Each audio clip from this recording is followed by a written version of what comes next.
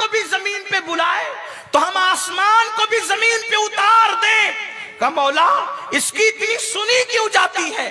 تو ارشاد ہوتا ہے اس میں کوئی خاص بات نہیں ہے، بس بات اتنی ہے کہ یہ اپنی ماں کا بڑا فرما بردار اور وفادار تھا.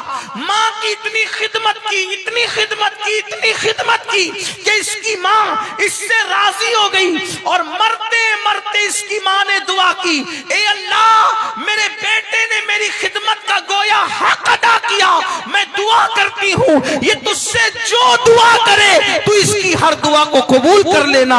یہ اس کی ماں کی دعا کی برکت ہے، یہ جو مانگتا ہے ہم اس کو عطا کر دیتے ہیں. اللہ سے رشتہ جوڑو، قریب آؤ اللہ. اور سجدہ سب سے بہترین طریقہ ہے. کوئی یہ کہتا مجھے تو کچھ نہیں آتا، میں نے کہا وہاں کچھ آنا بھی نہیں دیکھا جاتا، وہاں تو دل کی کیفیتیں دیکھ. ان اللہ لا ينظر الى صورکم والى اموالکم ولکن ينظر الى قلوبکم. نہ وہ تمہارے چہرے دیکھتا ہے نہ تمہارا مال دیکھتا ہے، وہ تو تمہارا دل دیکھا کرتا ہے.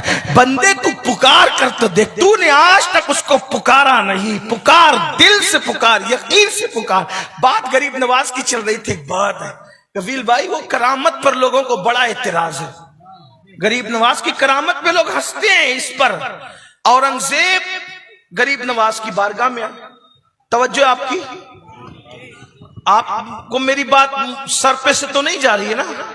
ویسے میں بھی دیہاتی آدمی ہوں تو دیہاتی لوگوں کو دیہاتی کی بات کچھ سمجھ میں آ سکتی ہے. میں کوئی پڑھا لکھا آدمی نہیں، علماء کی جوتیاں سیدھی کرنے والا بندہ دیہاتی آدمی.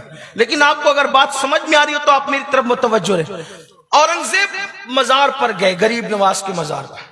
اس کا مطلب یہ ہے کہ 1857 سے پہلے بادشاہ بھی مزار والا تھا اور رعایا بھی مزار والی تھی. کیا بات ہے حضرت. 1857 کے بعد نظریات بدلے.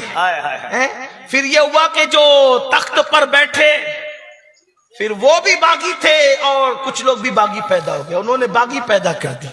پھر مزار کو مٹی کا ڈھیر کہنا شروع کیا. بہرحال اللہ کو عنوان ہے.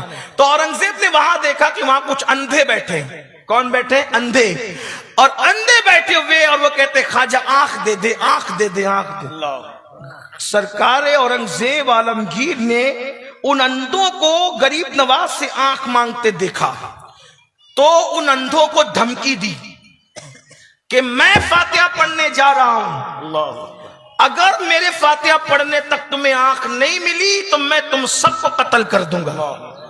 اے اورنگزیب یہ تیرا دستور ہمیں سمجھ میں نہیں آیا. آنکھ مانگتے خواجہ سے تو دھمکی تجھے جس سے مانگ رہے اس کو دینا چاہیے، مانگنے والوں کا کیا قصور ہے؟ بات سمجھ میں آتی ہے؟ جی جی حضور. لیکن دھمکی کس کو دے رہے جس کا کوئی قصور ہی بظاہر نظر نہیں آتا؟ بظاہر کہہ رہا ہوں، بات سمجھانے کے لیے کہہ رہا ہوں، لیکن بات ہے. دھمکی کس کو دی؟ اورنگزیب نے اندھوں کو دی. اور گئے فاتحہ پڑھنے واپس آئے. جو برسوں سے بیٹھ کے آنکھ مانگ رہے تھے نہیں مل رہی تھی، آج مل گئی آنکھ. دھمکی اندھوں کو دی اور آنکھ خواجہ غریب نواز نے دے دی. اچھا لوگوں کو یہ بھی